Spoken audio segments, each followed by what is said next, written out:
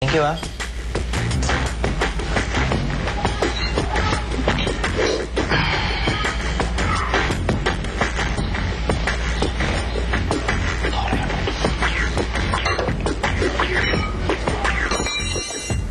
Mali.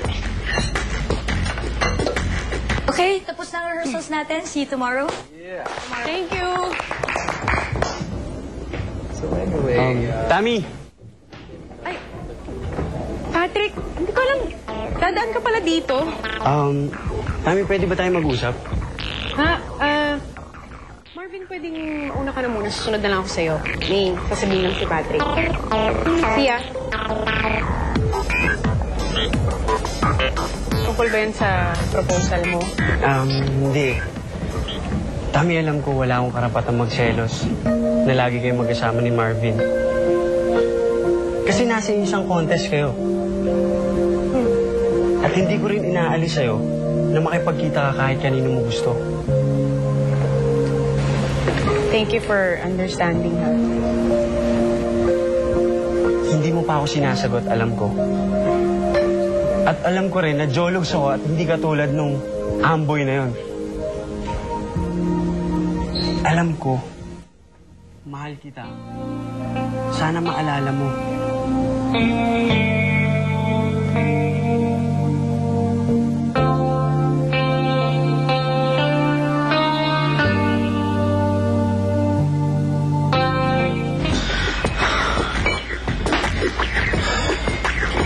Ang tagal naman yan, Stevie. Abay, halos kalahating araw ka na dyan, ah. Mang Barry, sabi ko naman sa inyo eh. Hindi pa po ako nakakapagpalit ng flat tire sa buong buhay ko.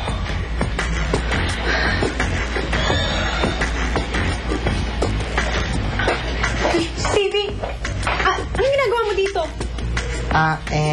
Ate, kasi tinutulungan ko lang si Mang Barry. Masira yung sasakyan niya eh. Wow! Talaga? Bumili mo nga sa kwarto mo, hindi mo papalitan eh. Kung sumisip-sip ka na naman. Ate! No. Sige. Stevie, tama na muna ngayon yan. Palamig ka na lang muna doon sa loob.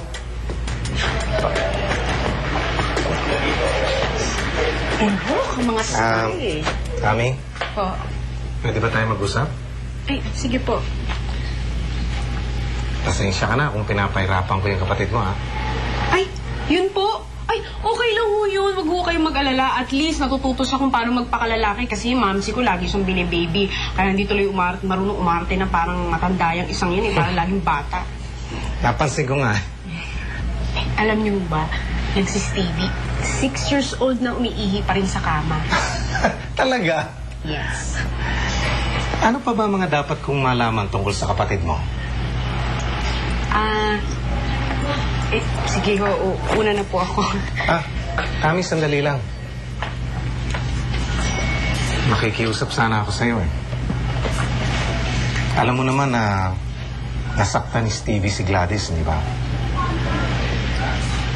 Kung meron kang kahit na konting malasakit man lang sa anak ko, na alam mo namang walang kasalanan sa inyo, hindi ba? Sana masabi mo sa akin lahat ng gusto kong malaman tungkol sa kapatid mo. Welcome to Pinoy Singing Idol, kung saan nagiging totoo ang mga pangarap at nagiging idolo ang mga nag-iilusyon. Ngayong gabi, matutunghayan natin kung sino nga ba sa Final 5 ang makakapasok into the Terrific 2. At kung sino sa Terrific 2 ang magiging Pinoy Singing Idol na makakamit ng ₱500,000 pesos and a recording contract from Roadshow Records. So, let the show begin! Look at what's happened to me. I can't believe it myself. Suddenly I'm up on top of the world. Should have been somebody else.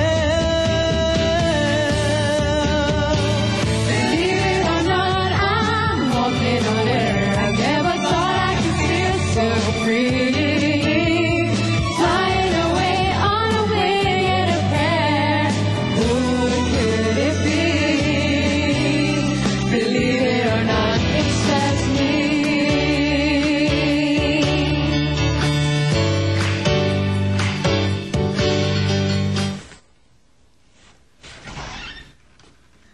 Gladys! Gusto mo ng tubig? Ay, nako. Naiina ako sa nervous. Papainom pa ako ng tubig. Dada ako na nga lang sa makeup. Glad, tanong ko lang Sa tingin mo kaya magiging terrific to yung mga kapatid natin? Ewan ko. Siguro. Depende yan sa mga judges o sa mga mag-vote in. Sa kanila kung mananalo sila o hindi. Tayo kaya, Glad, maging terrific too? Ewan ko kung makakapasa ka dun sa kaisa-isang judge na mag-vote in sa'yo. Si Papi. Parang narinig ko pangalan ko,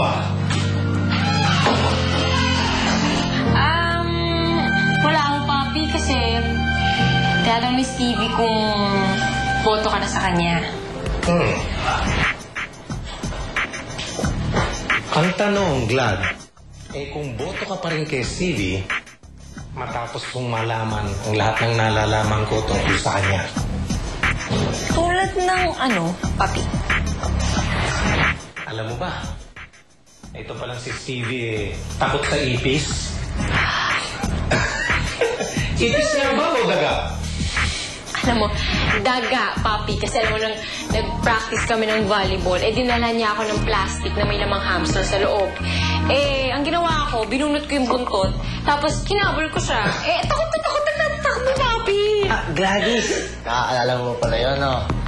Sa totoo lang nun hindi talaga ako takot. Nagpapatawa lang ako. Laki ng ipis, oh! Ibis naman! Nako!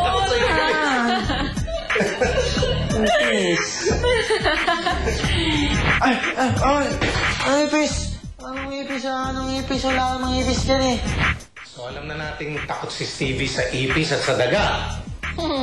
Pero alam mo ba, nag-grade 1 na si Stevie, umiihi pa rin sa kama. Totoo ba yun, ha? Totoo yun. Hindi ba naman nakakasira ng reputasyon yun? Lalo pa sa isang katulad ni Stevie, na may reputasyon na chick boy sa Barangay Graceland. Anong ibig sabihin nito, Papi? Nalaman ko through a reliable source na lahat pala ng babae sa Barangay Graceland ay naging girlfriend na nitong si Stevie. Sabi nga nung iba lagyan mo lang daw ng palda yung poste. Papatusin yan Stevie, totoo ba yung sinasabi ni Papi? Glad.